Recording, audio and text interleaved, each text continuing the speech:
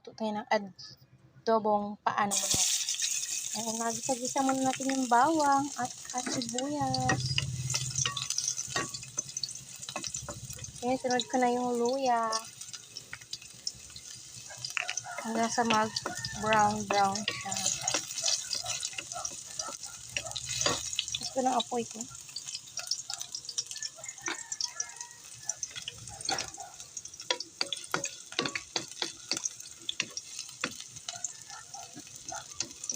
Bango ng luya.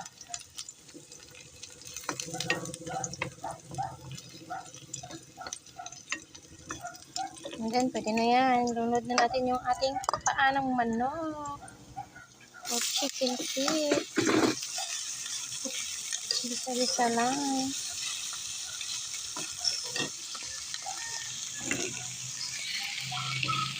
Bisa lang natin guys. Nauga-uga yung kuwali ko. Isa-isa lang natin ng konti guys. Mga ilang minuto lang. Takpan muna natin. Yan guys, nagisa-gisa na natin ng konti. Lagyan natin ng tubig. Yan. Laga muna natin para lumambot. Tinagyan na natin ng pamintang buo. Peppercorn. Gusto natin yan. Konting pampasarap.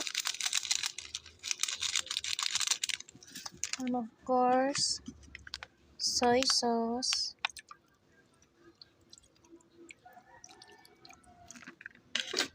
Then, takpan natin. Hintayin natin maluto. Yan, medyo natuyo-tuyo na guys. Lagyan natin ng Sprite.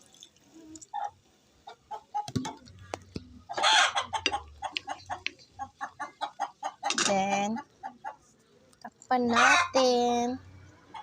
Hintayin natin matuyo yung sabaw. And guys, luto na yung ating chicken feet adobo. Yan, tuyo na. Konti na yung sabaw niya. Lagyan ko pala siya ng dahon ng laurel.